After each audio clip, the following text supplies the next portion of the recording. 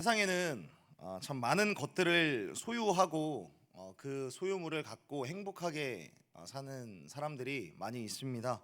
아름다운 외모의 아내와 또 넘치는 소유, 사람들의 인정과 존경을 한 몸에 받는 그런 사람들이 있습니다. 심지어 성품도 좋고 신앙도 좋은 사람, 그런 사람이 세상에 존재할까 싶냐마는 그러한 사람이 성경에 등장을 하게 되는데 다름 아닌 오늘 본문에 등장하는 아브라함이라는 사람입니다.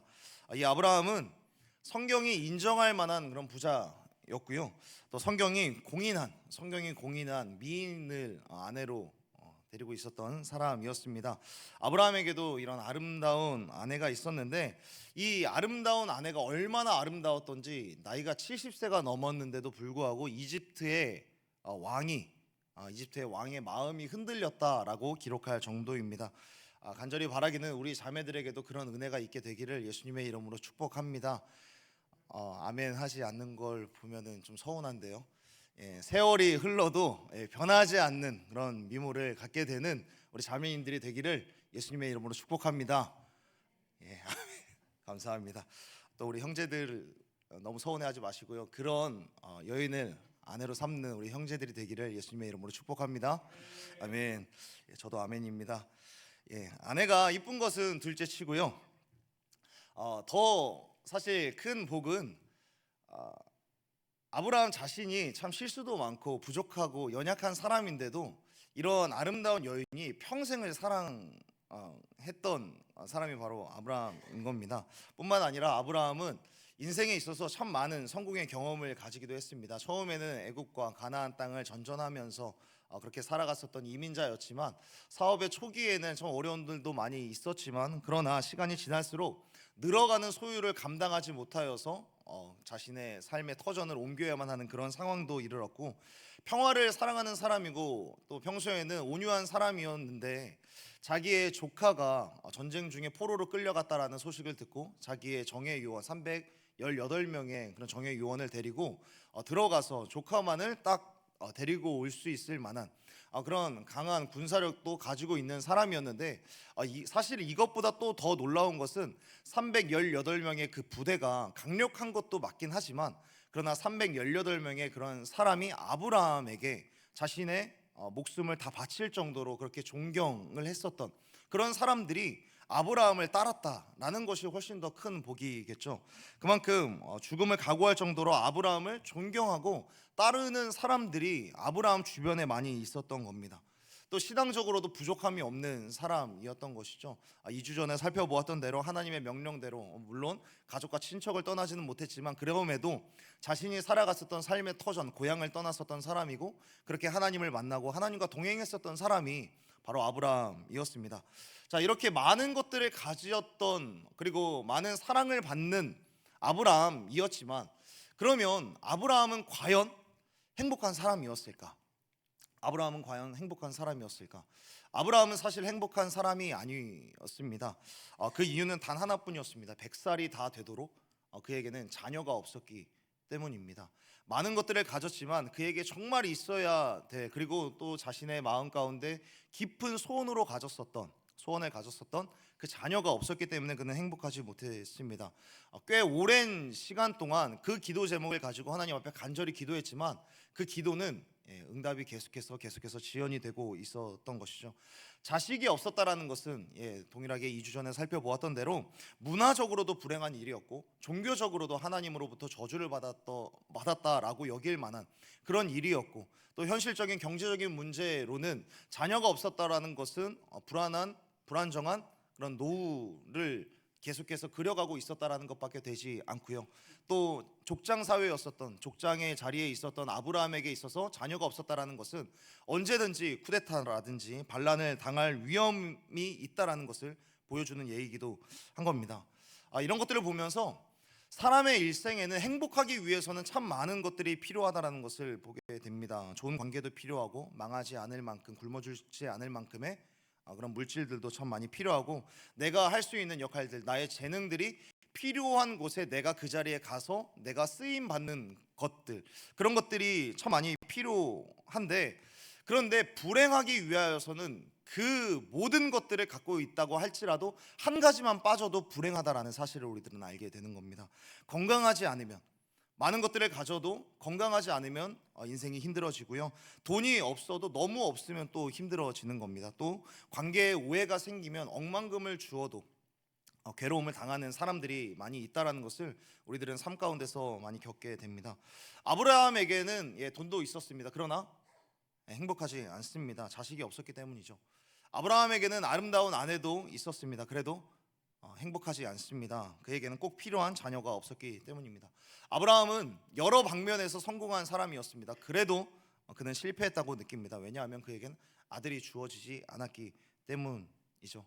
처음에는 이 아브라함도 희망을 가졌을 것입니다. 그러나 흘러가는 시간 속에서 서서히 아브라함의 소망은 꺾이고 녹이 슬게 되었던 것이죠. 여러분, 우리를 정말 지치게 하고 우리를 정말 힘들게 하는 것은 절망의 크기가 아니라 절망의 시간이라는 것을 우리들은 겪게 됩니다. 사람은 아무리 작은 일이라고 할지라도 그 작은 문제가 해결되지 않고 1년, 2년, 10년 계속해서 유지가 된다면 너무나도 힘든 것이고요. 반면에 아무리 큰 일이라고 할지라도 하루아침에 그 문제가 해결이 되면 사람은 금방 일어설 수 있게 되는 것이죠. 절망의 철근이 부러지는 것보다 더 치명적인 것은 녹이 슬어 없어지는 것, 녹이 슬어 그 강도를 잃어가는 것이 훨씬 더 치명적인 겁니다. 자동차 문도 한번 녹이 슬게 되고 녹이 쓴 것이 조금 더 점차 강해지면 사람의 손으로도 찢을 수 있을 만큼 그 강도를 잃어가기 마련입니다. 이런 절망의 시간이 길어지면 길어질수록 우리의 영혼은 녹슬게 되고 연약해지게 되는 겁니다. 우리 사람은 이런 시간과의 싸움에서 절대적인 약자일 수밖에 없습니다. 해마다 찾아오는 소망과 또 반대로 해마다 찾아오는 그 실망, 이 소망과 실망이 계속해서 반복될수록 우리들은 롤러코스터와 같은 그런 멀미를 경험하게 되는 것이고 점점 지치고 마는 것입니다. 결국 소망의 무릎이 꺾이는 것은 결국에 시간이라는 것이죠. 그럼 아브라함이 이 자신이 그토록 간절히 바라던 이 아들, 자식, 자녀, 이 자녀를 기다렸었던, 그리고 기다리는 시간만큼 소망의 무릎이 꺾였던 그 아픔은 과연 하나님을 모르기 때문에 겪었던 것일까? 하나님을 안 믿기 때문에 그런 기다림의 시간 속에서 지쳤던 것일까? 하나님의 말을 듣지 않았기 때문에 그 긴 기다림을 경험한 것인가? 그렇지 않다라는 것을 우리들은 너무 잘 알고 있습니다. 이런 시간을 보내는 아브라함은 하나님을 모르는 사람이라서 그런 시간을 겪는 게 아니고요, 하나님을 만난 적이 없기 때문에 이 응답의 기도가 계속해서 보류되고 있다는 것을 경험한 것이 아닙니다. 여러분, 우리들을 진짜 힘들게 하고 우리들이 계속해서 두려워하는 것은 하나님이 계시지 않는 건 아닐까라는 두려움이 아닙니다.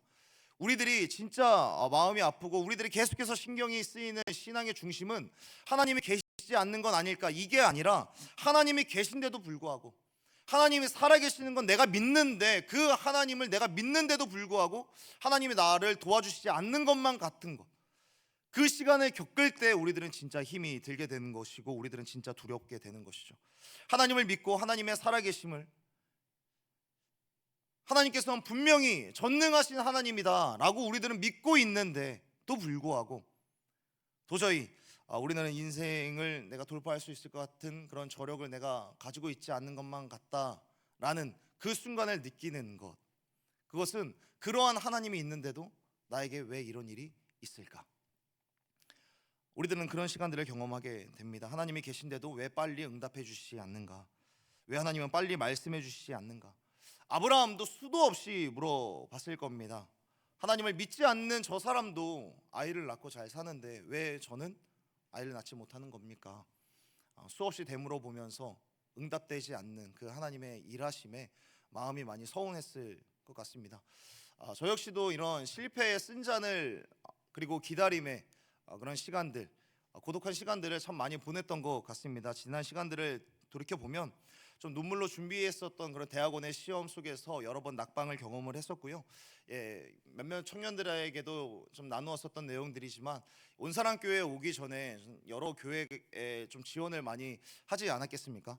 여러 군데에 지원을 했는데 많은 교회들로부터 불합격 통지를 받게 되는 거예요. 네, 불합격 통지를 받게 되는데 그냥 불합격 통지, 저희와 함께 사역할 수 없을 것 같습니다, 그 말만 하면 되는데 이런 이야기들을 하는 거예요. 목사님, 전도사님 정말 좋은 분인 것 같은데 혹시 결혼을 어떻게 하셨어요? 결혼을 아직 못했습니다. 그런 말들을 계속해서 해오고 혹시 실례지만 결혼을 약속한 여자친구라도 있으세요? 그럼 아니요, 없습니다 라고 하면서 이력서에다가 다 적어놓고 자기소개서 다 적어놨는데 또 굳이 물어보면서 이런 아픈 상처에 소금을 뿌리는 일들이 많이 있고, 그럴 때마다 내가 기도해도 안 되는 건가? 기도해도 이 일들이 열려지지 않는 건가? 라는 그런 생각들을 하게 되는 것이죠. 이것이 비단 저의 인생만이 아니라 여러분들 취업을 준비하고 있는, 또 여러분들도 저와 같이 청년의 시절을 보내면서 여러분들도 내 인생에 과연 하나님께서 예비한 배우자가 있을까? 내가 원하는 대학교 그리고 취업 내가 할 수 있을까? 그런 것들을 쓰면서 쉽게 되지 않는 것들을 경험하게 된다는 것이죠. 1년, 2년 계속해서 긴 기다림에 우리들은 지쳐갈 때가 있는 것입니다. 이 과정 속에서 정말 힘든 것은 저 친구는, 저 형은, 저 누나는, 저 언니는 쉽게 자기 자리를 잘 찾아가는 것 같은데 나는 그렇지 않다라는 것. 이런 기다림의 시간을 경험하면서 이런 기다림과 함께 찾아오게 되는 세트 메뉴와 같이 내 마음 가운데 찾아오는 불청객들을 동시에 마주하는 것을 좀 겪게 되었던 것 같습니다. 이런 기다림의 시간과 함께 찾아오는 불청객은 어떤 마음인가? 먼저는 조급함인 것 같습니다. 조급함. 하나님을 기다리는 대신에 내가 먼저 움직이고자 하는 그런 욕구가 우리 가운데 계속해서 솟아 나오는 것이죠. 이 기다림을 내 힘과 내 의와 또 내 열정과 내 계획으로 한번 뚫어내 보겠다. 내 인생을 내가 스스로 한번 좀 디자인을 해봐야겠다. 하나님은 일하시지 않는 것 같으니까 내가 한번 움직여 보겠다. 내가 하나님보다 먼저 앞서가겠다라는 그런 생각들, 그런 마음들이 우리 가운데 드는 것이죠. 이러한 인생의 표본이 성경에도 기록이 되어 있는데 사울인 거죠. 사울 역시 많은 사람들로부터 늘 압박감에 시달리는 사람이었습니다.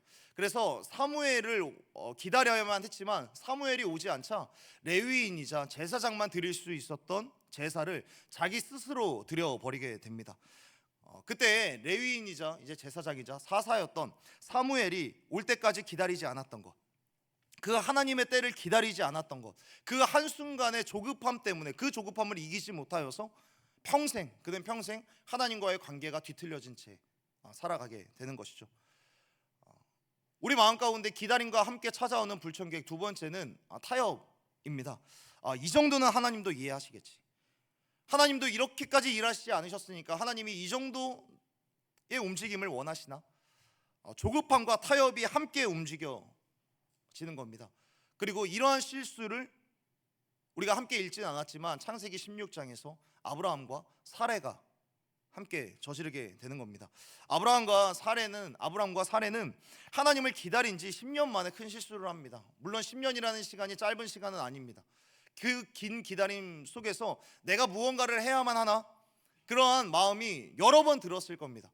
그럼에도 하나님의 때를 기다려야 했지만 하나님의 때를 기다리지 못하였었던 사레와 아브라함은 그 속에서 큰 실수를 하게 되는 거죠. 오히려 이것 때문에 사레라고 하는 여인에게 큰 화가 닥쳐오게 됩니다.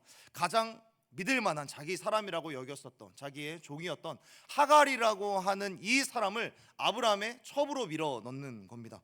그래서 이 하갈이라고 하는 이 사람을 통하여서 아이를 낳으면 아브라함에게 이야기를 하는 거죠. 우리가 이 아이를 입양으로 들여놓아서 우리의 아들로 삼으면 되지 않겠습니까? 라고 이야기를 하는 겁니다.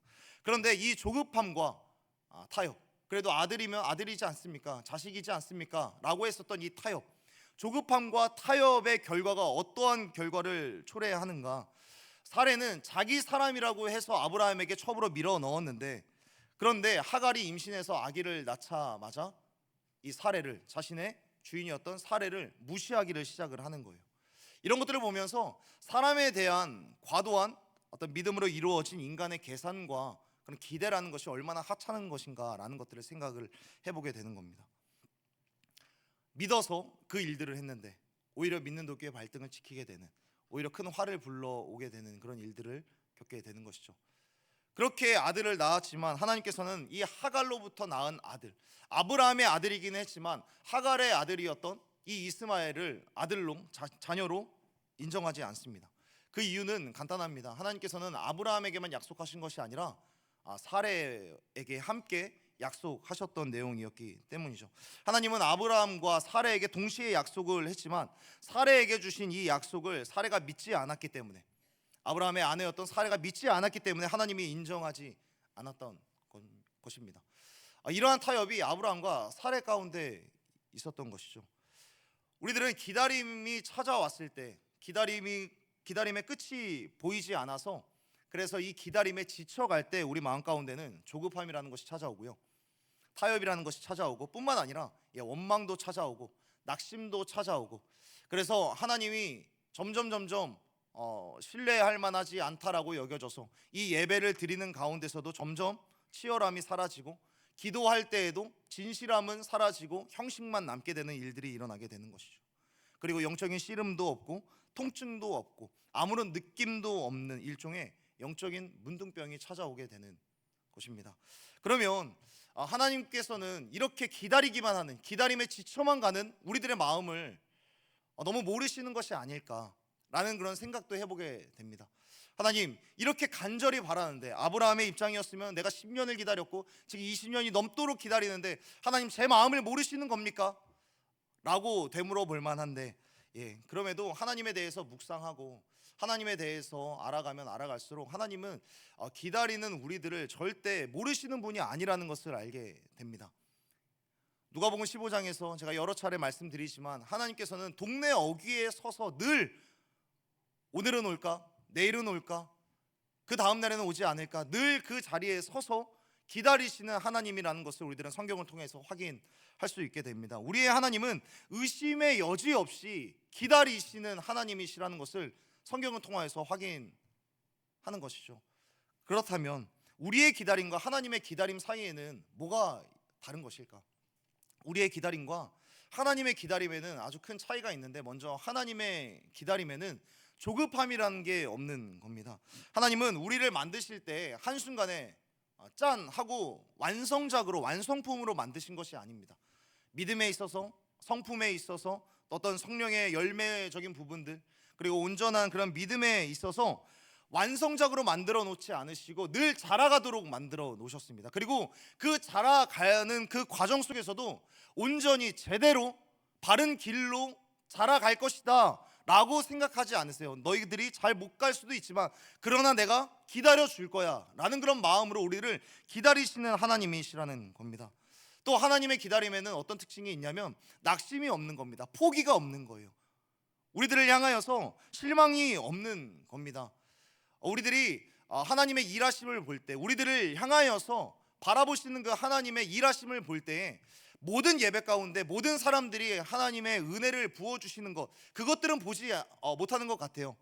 모든 예배에 모든 사람들이 다 은혜 받지 못하는 현장, 그런 현장들이 참 많이 있는데, 그럼에도 불구하고 모든 사람들이 다 예배 가운데 은혜 받지 못하지만 둘러보면 그래도 그 중에도 한 사람, 두 사람 정도는 은혜를 받는 것을 보면서 이러한 현장 속에서도 하나님은 한 사람에게라도 은혜를 주시기 위하여서 하나님은 포기하지 않으시고 일하시는구나. 그 한 사람이라도, 모든 사람들이 모든 예배의 분위기가 다운된 것처럼 느껴질지라도 하나님께서는 그 상황 속에서도 포기하지 않고 한 사람에게라도 은혜를 주시려고 일하시는구나 라는 것들을 보면서 하나님은 포기하지 않고 끊임없이 낙심하지 않고 계속해서 일하신다라는 것을 보게 된다라는 것이죠. 때로는 하나님의 기다림에는 원망이라는 것도 없는 겁니다. 때로는 우리가 하나님을 향하여서 원망하고 싶은 것처럼 하나님도 우리를 바라보면서 그런 모습이 있지 않겠습니까? 그런데 하나님께서는 원망하지 않으시는 거예요. 하나님께서는 내가 어쩌자고 너를 그냥 흙으로 둘 거, 내가 왜 너를 사람으로 만들어서 내가 지금 이렇게 골머리를 썩을까, 이렇게 하지 않으시는 거예요. 내가 너 그럴 줄 알았다, 최영준 이 금쪽이 자식, 그렇게 하지 않으신다라는 거예요. 우리 하나님은 그렇게 하지 않으시고, 예수님께서는 자신을 향하여서 조롱을 하고 핍박을 하고 저주를 일삼는 사람을 향하여서도, 십자가에 못 박는 사람을 향하여서도 하나님 아버지, 저들이 하는 일들을 잘 모릅니다. 저들을 용서해 주십시오 라고 말하면서 그들을 기다리시며 사랑해 주시는 하나님입니다. 하나님이시라는 겁니다. 기다림이야말로 하나님의 본성이며 하나님의 핵심적인 성품이라는 것이죠. 그렇다면 하나님께서는 우리들에게 이 기다리는 것들을 너무나도 잘 아시는 하나님이신데 그럼에도 불구하고 우리들에게 기다림의 시간들을 왜 주시는 걸까? 기다림이라는 시간을 주시는 가장 큰 이유는 기다림이 없이는 기다리시는 하나님을 온전히 이해할 수 없기 때문인 것이죠. 기다림이 없이는 여러분 변화와 성장도 없기 때문에 하나님께서는 우리들에게 기다림이라는 시간을 주시는 것입니다. 기다림이 없이는 사랑의 깊이도 완성이 되지 않는 것이고요. 기다림의 시간이 없이는, 기다림의 그 뜸들이는 시간이 없이는 간절함과 절박함도 완성되지 않을 것입니다. 그런데 더 놀라운 것은 다시 한번 말씀드리지만 오히려 우리보다 훨씬 더 많이 기다리시는 분은 하나님이시라는 사실입니다. 그것이 성경 이사야 30장 18절에 나와 있는데요. 우리 30장 18절의 말씀을 함께 읽어봤으면 좋겠습니다. 여기에서는 기다리시는 하나님의 마음에 대하여서 또한 기다리시는 하나님의 마음에 대해 우리들은 어떻게 반응해야 되는지 말씀해 주고 있는데 우리 함께 읽었으면 좋겠습니다. 함께 읽겠습니다. 그러나 여호와께서 기다리시나니 이는 너희에게 은혜를 베풀려 하심이요 일어나시리니 이는 너희를 긍휼히 여기려 하심이라. 대저 여호와는 정의의 하나님이심이라. 그를 기다리는 자마다 복이 있도다. 아멘. 우리 하나님은 무책임하거나 기준이 없거나 생각이 없는 분이 아니시다. 우리들에게 은혜를 베풀기 위하여서 하나님은 기다리신다. 그리고 그 하나님에 맞추어서 너희들도 기다릴 때에 기다리는 자에게 복이 있다라고 말씀을 하시는 거죠. 오늘 본문을 보게 되면 정말 길고 긴 시간 끝에 찾아오시는, 아브라함에게 찾아오시는 하나님을 볼 수 있습니다. 처음에 아브라함을 부른 게 우리가 2주 전에 보았던 그 메소포타미아 지역에 살고 있었던 아브라함을 부르실 때가 75세의 나이였습니다. 75세의 나이, 75세였는데 86세에 방금 전에 말씀드렸던 창세기 16장에서 이스마엘을 낳게 되는데 사실 이때도 하나님께서는 나타나시지 않으시는 거예요. 하나님께서는 말씀하시지 않으시고 오늘 본문 99세 때 20년이 지나서야 하나님께서는 말씀하시는 거예요. 사실 이 시간의 간격을 보면 우리들이 참 낙심할 만하죠. 20년 동안 하나님께서 아무 말씀도 안 하시면 이거는 우리가 사실 우리 기다리지 못해서 움직인 우리의 잘못이 아니라 이렇게까지 기다리게 만든 하나님이 잘못한 것 아닌가라고 생각할 만한데, 그렇다고 해서 하나님께서 정말 우리들을 그냥 기다리게만 하고 그냥 아무것도 하지 않으신 것인가? 하나님께서는 아브라함에게 찾아오셔서 일하시고 말씀하시는 그 장면들을 통하여서 하나님은 일하고 계시지 않으셨던 것이 아니라 하나님은 하나님의 시계를 보고 계셨다라는 것을 우리들은 보게 되는 겁니다. 사랑하는 여러분, 이 사실만큼은 반드시 기억했으면 좋겠습니다. 하나님은 너무 빨리 오시지도 않으시지만 너무 늦게 오시지도 않는다라는 사실을 꼭 기억했으면 좋겠습니다. 우리가 하나님의 계획을 앞당길 수도 없고 하나님의 계획과 하나님의 때를 늦출 수도 없습니다. 하나님의 계획은 하나님의 때에 반드시 하나님의 시계에 맞춰서 이루어진다라는 것. 그렇다면 하나님께서는 왜 하나님의 때를 만들어 놓으셨는가? 누군가는 질문할 수 있죠. 하나님의 때가 정해져 있으면 내가 아무리 애써도 소용없는 것 아닙니까? 내가 아무리 애써도 어차피 하나님의 때에 이룰 것인데. 그렇지 않죠. 여러분, 우리들은 하나님의 때라는 것은 성취의 때에만 관심을 두릅니다. 성취의 때, 이것들이 언제 이루어질까? 이것들이 이루어지는 그때는 언제일까? 우리들은 성취의 때에 관심을 가지지만 하나님은 그 성취를 가질 만한 믿음의 그릇을 넓혀 가시는 작업을 하고 계시는 겁니다. 하나님은 이 믿음의 그릇, 성취의 때를 온전히 받아들일 수 있을 만한, 그것을 진짜 복으로 받을 수 있을 만한, 나의 역사로 받을 수 있을 만한 믿음의 그릇을 넓혀 가시는 작업, 그것을 해냈을 때에 네가 진짜 복을 받을 수 있다 라는 것을 하나님께서 말씀하시는 겁니다. 아브라함의 입장에서, 현재 17장에서 아브라함의 입장은 지금 믿음도 필요한 거고 아들 이삭도 필요한 겁니다. 그런데 믿음의 그릇 위에 이 후손이라는 이 아들 이삭이 갖춰지지 않으면, 여러분, 그 이후에 아브라함이 아들 이삭을 얻었을 때 가장 먼저 뭘 합니까? 아브라함은 모리아의 한 산에 가서 아들을 바치게 됩니다. 믿음의 그릇 위에 아들이 덮여졌기 때문에 훗날 보겠지만 이 믿음으로, 이 믿음이 있는 상태에서 이삭을 받았기 때문에 그 믿음으로 이삭을 하나님께 바침으로써 하나님께서는 너의 그 모습을 보고 내가 내 아들 예수 그리스도를 보내줄 거야 라고 하는 상징적인 장면을 연출하실 수 있는 겁니다. 아브라함의 믿음의 그릇이 넓혀지지 않았다면 이삭을 주어도 아브라함은 이삭을 바치지 못했겠죠. 그러나 하나님께서는 이 기다림이라고 하는 이 시간을 통하여서, 때로는 지쳐가는 그 순간이 있었을지라도 기다림의 시간을 통하여서 아브라함이 아들을 받아도 자녀를 받아도 이것이 하나님께로부터 왔구나, 그러니 내가 하나님께 드려야겠다 라는 그런 믿음의 그릇까지 하나님께서는 넓혀가시는 작업을 한 겁니다. 하나님이 기다림의 때를 못 박아두시고 성취의 때를 못 박아두시는 것은 그때까지, 그 시기까지 우리가 만들어가야 하는 믿음의 그릇이 있기 때문에, 그리고 아브라함은 잘 몰랐지만 자기도 모르게 이 믿음의 그릇이 완성되어져 가고 있는 중이었던 거예요. 그리고 하나님은 마지막 라스트 스포트 자리에서 이제 1년이 남은 상황에서 네가 1년만 더 나아가면 된다, 그러한 의미로 격려하면서 오늘 아브라함에게 나타나셔서 말씀하시는 겁니다. 그렇기 때문에 이 말씀 안에 기다림에 지쳐가는 우리들에게 하나님께서는 무엇을 말씀하시냐면 1절과 2절에서는 기다림에 지쳐가는 우리에게 하나님께서 무엇을 말씀해 주고 있는가, 우리 다 함께 따라서 해주시면 감사하겠습니다. 기다림에 지쳐갈 때 하나님은 은혜를 부어주신다. 다시 한번요. 기다림에 지쳐갈 때 하나님은 은혜를 부어주신다. 아멘.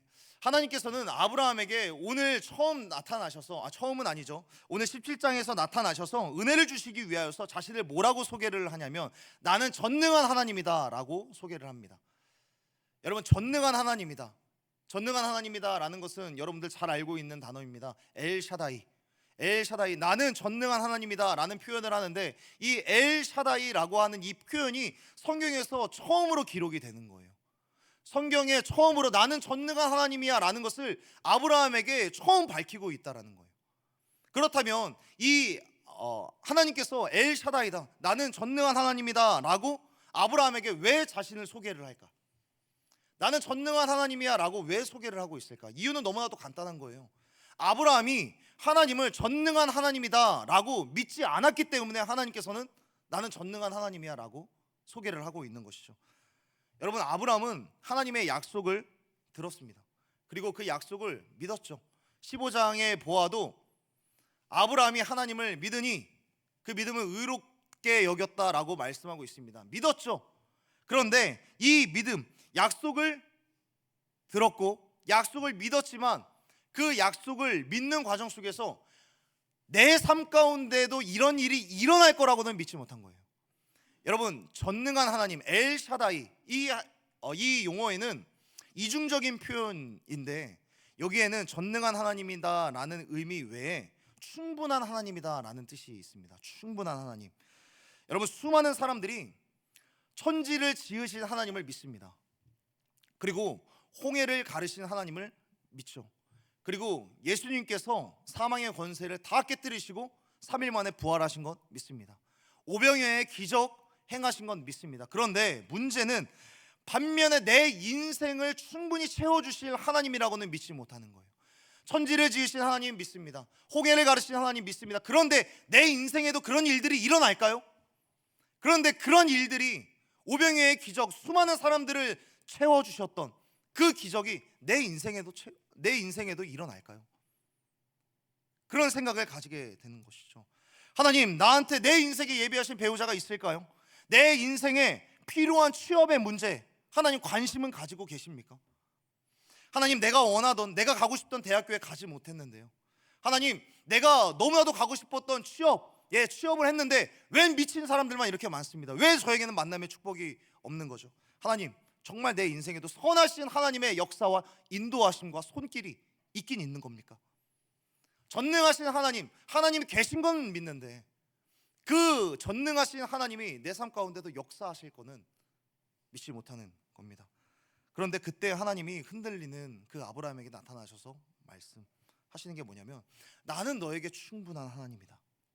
나는 너에게 충분한 하나님이고 너의 공허함과 너의 연약함과 너의 외로움을 충분히 채워줄 만한 그런 전능한 하나님이야 라는 것을 말씀하고 있는 겁니다.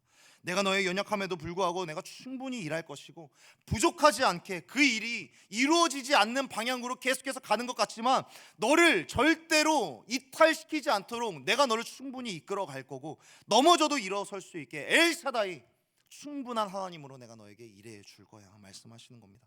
그렇기 때문에 1절 뒤이어서 뭐라고 말씀하고 있습니까? 너는 내 앞에서 행하여 완전하라. 완전하라. 네가 지금까지는 반쪽 같은 믿음으로 살아왔지만 완전한 믿음으로 너의 믿음을 교정해라. 너의 그 믿음, 전능한 하나님이라고 믿으면 너의 삶 가운데도 충분히 채워줄 전능한 하나님이라는 것을 믿는 믿음으로 교정해야 된다. 아브라함의 믿음은 마치 수면 모드와 같이 잠들어 있었던 거예요. 메시지가 와도 전화가 와도 받을 수 없는 그런 수면 모드가 되어서 하늘로부터, 하나님으로부터 수없이 많은 신호가 가는데도 신호를 받을 수 없는 지경이 되었던 것이죠. 내 삶에는 이런 신호가 올 리가 없다.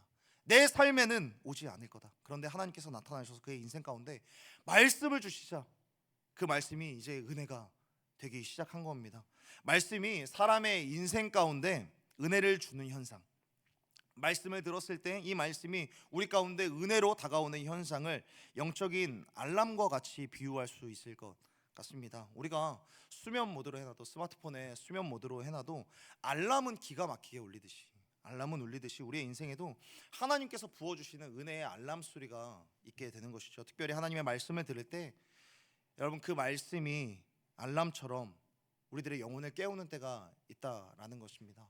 사랑하는 여러분, 간절히 바라기는 설교자들을 위해서도 기도해 주시고 여러분들을 위해서도 기도하셔야 합니다. 강단에서 선포되는 이 메시지들, 이 말씀이, 설교자들의 메시지가 그냥 설교자 한 사람 한 사람의 개인적인 이야기가 아니라 우리의 영혼을 깨우는 하나님의 알람처럼 우리의 잠든 믿음을 깨우는 그런 하나님의 역사로 받아들이게 되는 저와 여러분이 되기를 예수님의 이름으로 축복합니다. 말씀을 들을 때 수면 모드처럼 잠들어져 있었던 여러분들의 믿음이 깨어나는 역사가 있게 되기를 예수님의 이름으로 축복합니다. 믿음의 잠에 빠졌을 때 이런 하나님의 말씀과 은혜로 깨어나야 하는 것입니다. 우리 옆 사람에게 인사했으면 좋겠습니다. 하나님께서 말씀으로 당신을 깨우십니다. 말씀으로 당신을 깨우십니다. 다시 한번요. 하나님께서 은혜의 알람으로 당신을 깨우십니다. 당신을 깨우십니다. 하나님께서 아브라함을 이렇게 깨우셨다라는 거예요. 말씀으로. 나는 전능한 하나님이야, 내 앞에서 행하여 완전하라. 말씀으로 깨우는 겁니다. 이 말씀을 통하여서, 이 말씀의 이제 결론으로 나아가고 있는데요, 이 말씀을 통해서 우리들은 중요한 것을 잊으면 안 됩니다. 여러분, 약속과 하나님의 약속과 하나님의 성취, 그때 사이에는 반드시 두 가지의 시간이 찾아옵니다. 하나는 기다림의 시간이요. 하나님께서 약속하시고 성취하실 때까지는 반드시 기다림의 시간들이 존재합니다. 그리고 또 다른 하나는 은혜의 시간이 있습니다. 여러분, 기다림의 시간이 우리들을 너무나도 지치게 할 때가 있습니다. 그러나 그 기다림의 시간 가운데 하나님께서 나의 믿음의 그릇을 계속해서 넓혀가시고 깊어지게 하시고 견고하게 하시고, 내가 하나님 안에서 이 기다림의 시간을 충분히 내가 소화하고 있다면 여러분 믿으십시오. 하나님의 은혜의 시간은 반드시 찾아오게 될 줄로 믿습니다.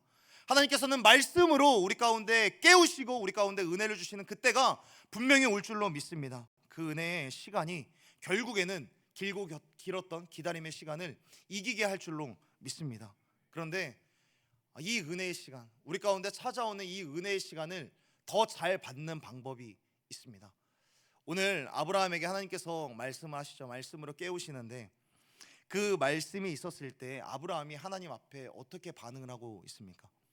은혜의 시간이 찾아올 때 그것을 은혜로 곧이곧대로 잘 받을 수 있는, 더 잘 받을 수 있는 방법은 3절에서 이렇게 기록이 되어 있습니다.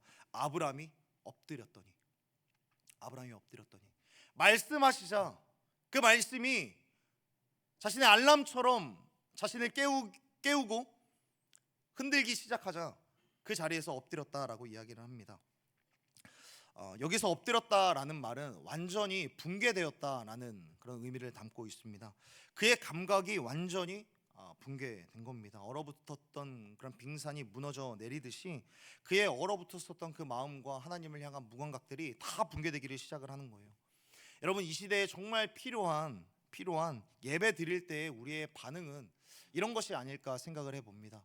여러분, 한나를 생각해 보십시오. 한나가 그의 기도가 하나님의 마음에 울리기를 시작을 하고 이제 하나님과 통하기 시작을 했을 때 그의 마음이 똑같이 붕괴되기 시작했다라고 성경 기록하고 있습니다.